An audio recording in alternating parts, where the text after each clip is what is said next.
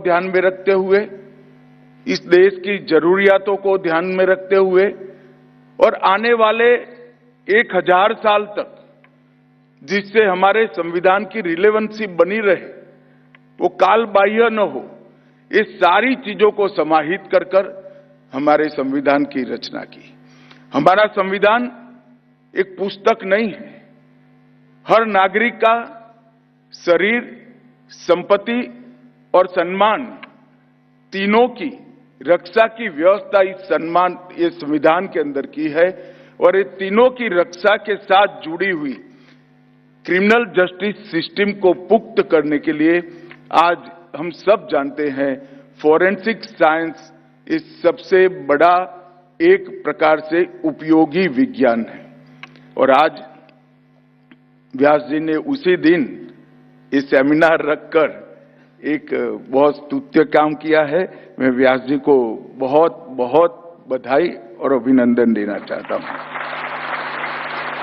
मित्रों, नरेंद्र मोदी जी के नेतृत्व में हम न्याय प्रणाली को पीपल सेंट्रिक और वैज्ञानिक बनाने के लिए प्रयासरत है और न्याय मांगने वाले को समय पर न्याय मिले और न्याय मिलने की संतुष्टि भी हो, इसके लिए भी हम प्रयास करते हैं। और इसी के माध्यम से सुरक्षित भारत, सक्षम भारत और समर्थ भारत की रचना, ये हमारा मुख्य उद्देश्य है। आज यहां पर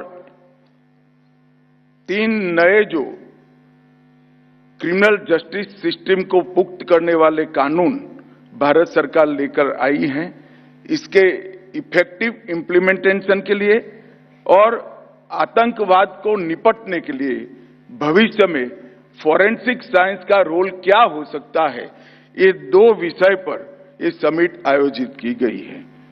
हम इस समिट के उद्देश्यों को तो बहुत अच्छे तरीके से जानते हैं, मगर मुझे विश्वास है कि विशेषज्ञों को एक मंच पर लाने से, नीतियों की चर्चा करने से, भविष्य की रणनीति बनाने से और भविष्य की रणनीति को शेप देने के लिए और एक सर्वस्वीकृत समाधान करने के लिए ये समिट बहुत सफल रहेगी, इसका मुझे विश्वास है। आज यहां पर युवाओं को पुरस्कार भी दिया गया है हैकेथॉन के अंदर, जिन्होंने अच्छे तरीके से विषयों को डेवलप किया है। और मुझे बहुत आनंद है कि हिंदी भाषा के उपयोग के लिए भी युवाओं को यहां पर पुरस्कार दिया गया है।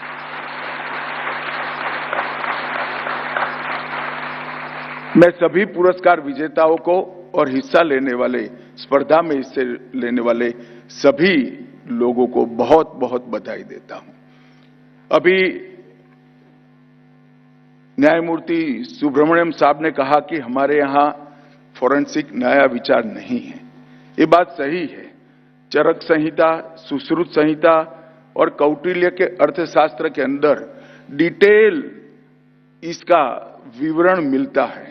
हम इसको ध्यान से देखते हैं तो आश्चर्यचकित हो जाते हैं कि अभी का मेडिकल साइंस आने से 2300 साल पहले, 600 साल पहले, 400 साल पहले किस प्रकार के मेडिकल साइंस के अभी के सभी तारणों को इन्होंने विस्तृत रूप से वर्णित किया है।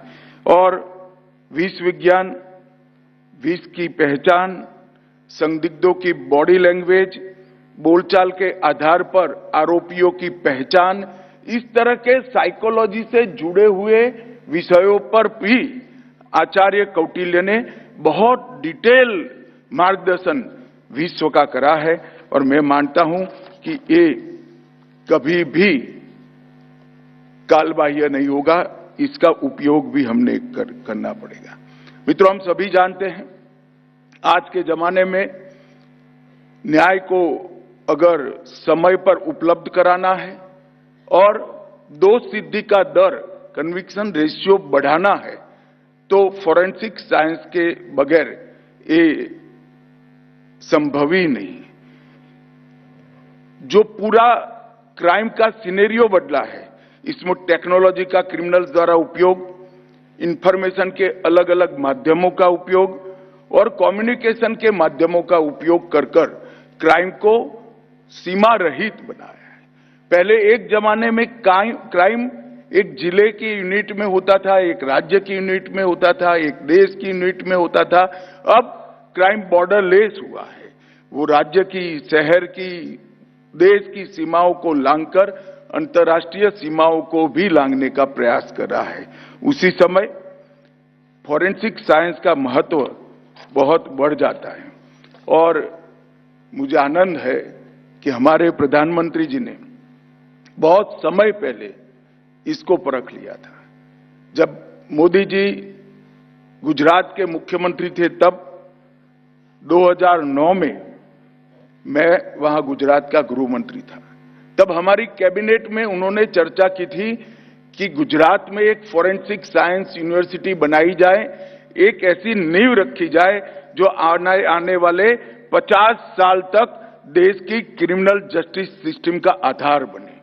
और आज मैं बहुत हर्ष के साथ कह रहा हूं, जो गुजरात फॉरेंसिक साइंस यूनिवर्सिटी का पौधा उन्होंने बोया था, वो आज नेशनल फॉरेंसिक साइंस यूनिवर्सिटी के वटवृक्ष में बनकर अपने तरीके की विश्व की एकमात्र यूनिवर्सिटी बना। और मित्रों, मेरे लिए ये भी हर्ष का विषय है कि 1 अक्टूबर 2020 को नेशनल फॉरेंसिक साइंस यूनिवर्सिटी का स्थापना हुआ। उस वक्त भी मोदी जी प्रधानमंत्री थे और मैं इस देश का गृह मंत्री था। मोदी जी के विजन ने इस देश के क्रिमिनल जस्टिस सिस्टम के परिदृश्य को बदलने का काम किया है।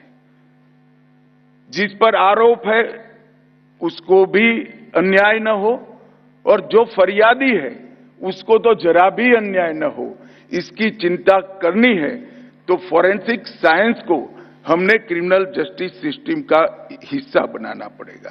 2009 और 2020 ये दोनों इनिशिएटिव फॉरेंसिक साइंस यूनिवर्सिटी के बनाने के जो लिए गए, इससे न केवल हमें ट्रेन मैन पावर की उपलब्धता होगी, इसके साथ साथ अनेक क्षेत्रों में अनुसंधान के लिए हमारे दरवाजे खोल दिए गए हैं। एक प्रकार से जटिल केसों में विश्वसनीय तरीके से फॉरेंसिक असेसमेंट करने के लिए एक विश्वसनीय स्थान भी खड़ा हुआ है और देश भर की फॉरेंसिक लेबोरेटरीज को टेक्नोलॉजी को, फॉरेंसिक लेबोरेटरी को आधुनिक टेक्नोलॉजी देने का एक बहुत बड़ा मंच भी हमारी नेशनल फॉरेंसिक साइंस यूनिवर्सिटी बनी है।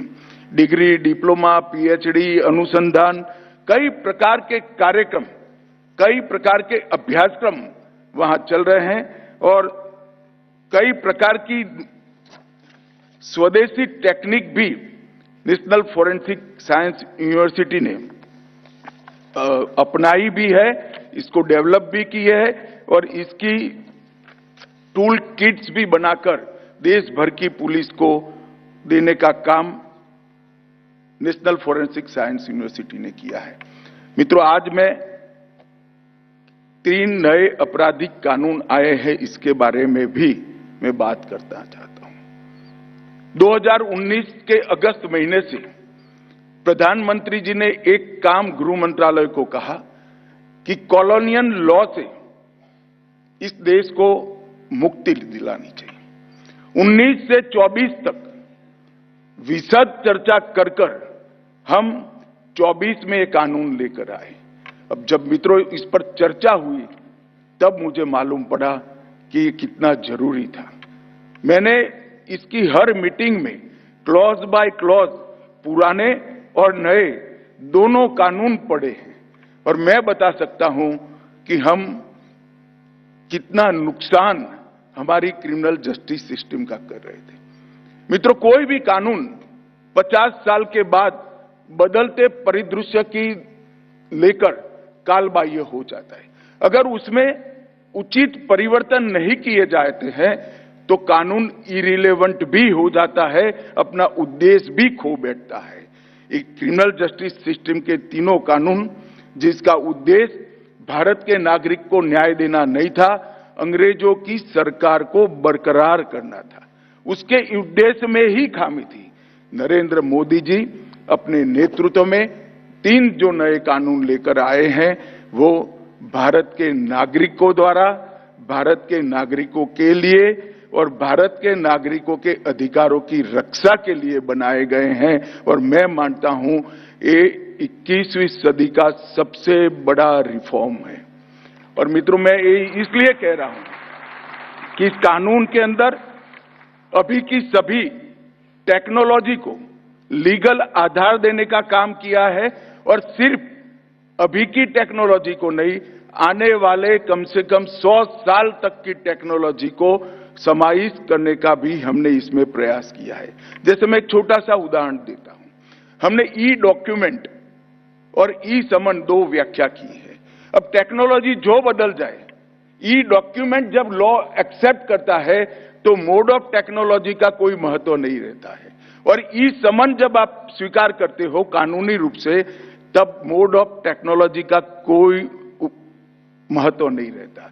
इस प्रकार से लंबे समय तक हमने क्राइम सीन, इन्वेस्टिगेशन, ट्रायल सभी चरणों में टेक्नोलॉजी को स्वीकार किया है, और 7 साल या इससे अधिक जिसमें कारावास की सजा है उसमें हमने फॉरेंसिक साइंस की लेबोरेटरी की विजिट को कंपलसरी किया है कि क्राइम सीन का विजिट एफएसएल ने करना ही पड़ेगा, उसको हमने मैंडेटरी बनाया है। और इसके कारण जो सजा कराने का दर है, दोष सिद्धि का प्रमाण है, मुझे विश्वास है कि कुछ ही सालों में आने वाले 1 दशक के अंदर दुनिया में सबसे अच्छा दोष सिद्धि का दर अगर किसी देश में होगा तो वो भारत में होगा। और मैं इसलिए कह रहा हूं कि मैं अभी आसाम का रिव्यू कर आया हूं।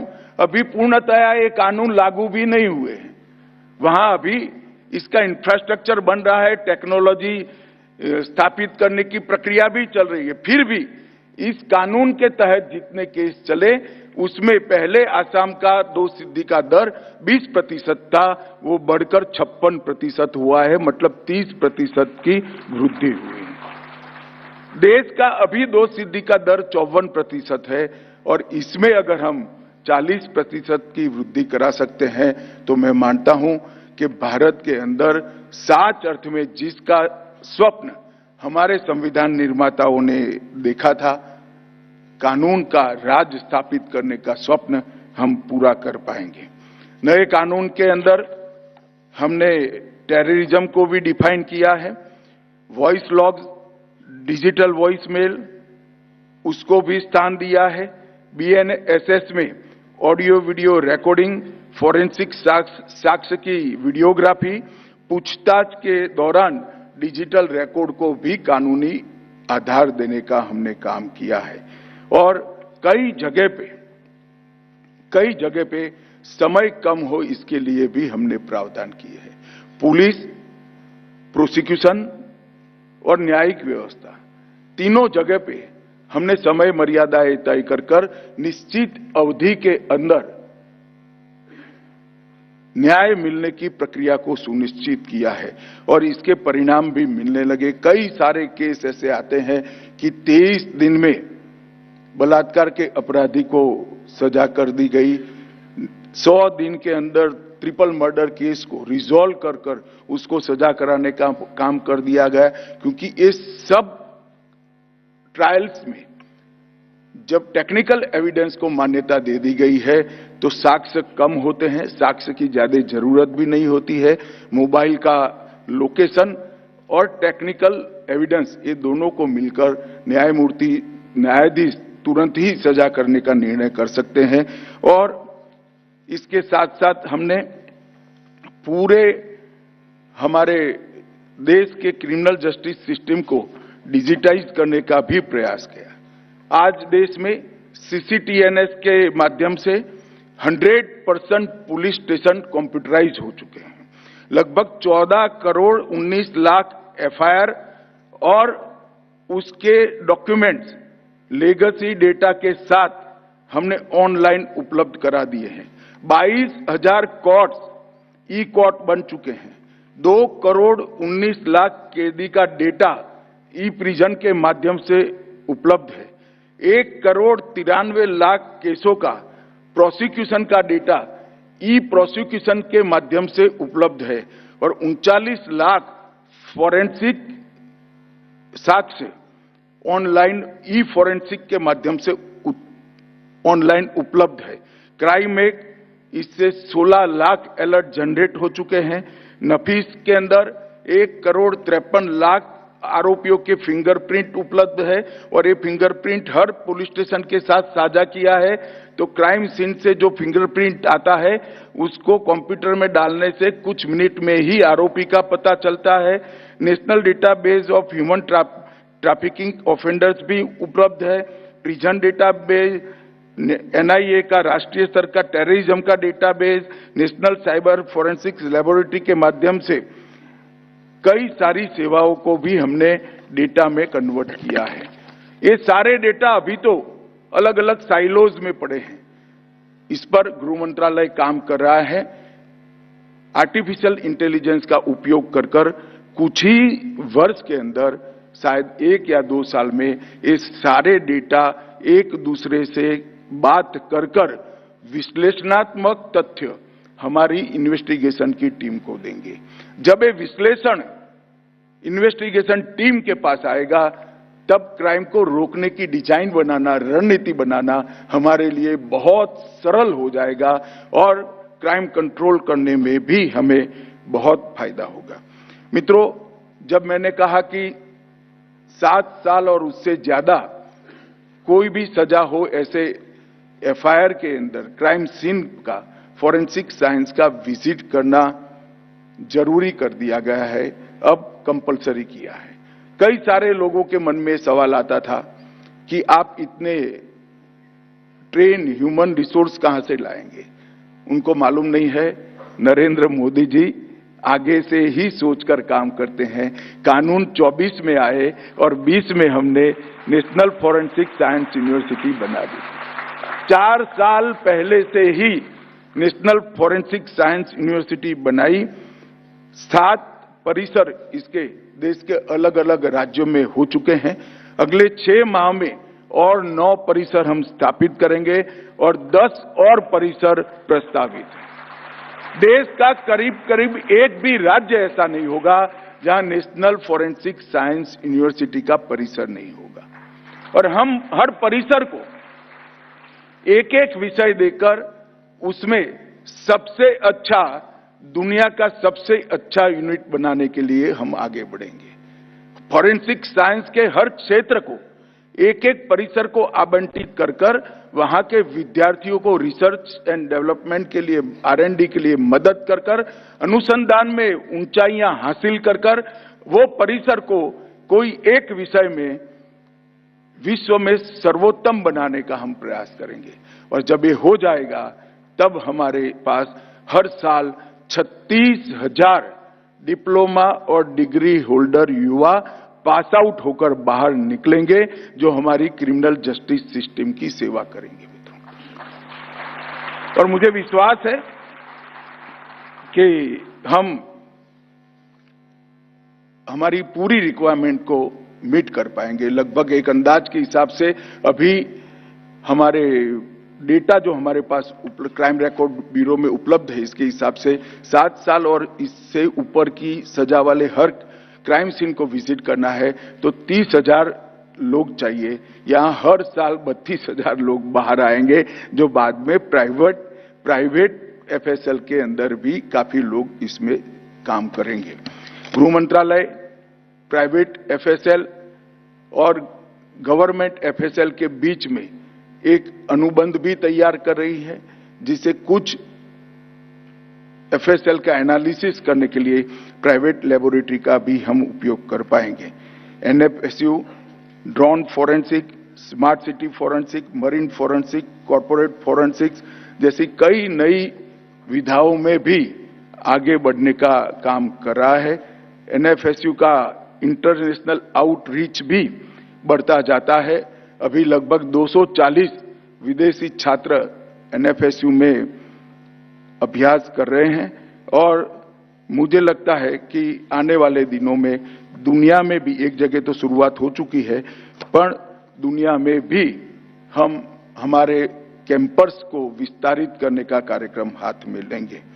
मुझे जब ब्रीफ करने के लिए एनएफएसयू के ऑफिसर आए थे, तब गृह मंत्रालय और एनएफएसयू के ऑफिसरों की एक मीटिंग भी हुई थी। इसमें मैंने नेशनल फॉरेंसिक साइंस यूनिवर्सिटी को कहा है कि साइकोलॉजी के लिए भी कुछ अच्छे स्टूडेंट तैयार किए जाए और हमारे जो कैदी है इनका एनालिसिस कर जो जन्मजात क्रिमिनल कैदी है, जो आदतन क्रिमिनल बन चुके हैं, उनको एक वर्ग बनाया जाए। जो सरकमटेंसेस के कारण क्राइम कर बैठे हैं उनका एक वर्ग बनाया जाए और जो रिक्वायरमेंट के कारण क्राइम कर चुके हैं उनका भी एक वर्ग बनाया जाए और जेल के अंदर ही तीनों को एक प्रकार से साइकोलॉजिकल सिटिंग्स कर अच्छे नागरिक बनाने की दिशा में भी हम आगे बढ़े। मैं समझ रहा हूं बहुत बड़ा काम है, कोई तुरंत होने वाला भी नहीं है, ये भी मैं समझ रहा हूं, पर जो नींव डालते हैं वो नींव में से ही तो बड़ा वटवृक्ष होता है। मुझे आशा है कि आने वाले दिनों में समाज के अंदर हमारे कैदियों के पुनर्वसन के लिए, पुनः प्रस्तापित करने के लिए फॉरेंसिक साइंस के आधार पर हम एक अच्छी सुविधा खड़ी कर पाएंगे, इसका मुझे पूरा भरोसा है। इसकी शुरुआत कम से कम हम मोदी जी के नेतृत्व में आने वाले 1 या 2 साल में करेंगे और उसको फिर हमने एक मोडस ऑपरेंडी ब्यूरो बनाया है, वो मोडस ऑपरेंडी ब्यूरो के साथ जोड़कर क्राइम कंट्रोल में भी इसका उपयोग करेंगे। मित्रों, कई सारे चैलेंज, आज यहाँ युवा विद्यार्थी भी है, कई सारी चैलेंज हमारे सामने है जिसका रास्ता फॉरेंसिक साइंस ढूंढ सकता है। कई सारी चैलेंजेस है, मैं इसका नाम देना नहीं चाहता, लंबी सीरीज है, परंतु फॉरेंसिक साइंस यूनिवर्सिटी और गृह मंत्रालय दोनों साथ में मिलकर इस सारी चैलेंजेस का उपाय ढूंढने के लिए फॉरेंसिक साइंस का उपयोग करें और समाज को अपराध रहित बनाने की दिशा में हम आगे बढ़े। मुझे विश्वास है आज जो समिट हुई है वो एक दिशा में महत्वपूर्ण कदम होगी। मैं फिर से एक बार एनएफएसयू के चांसलर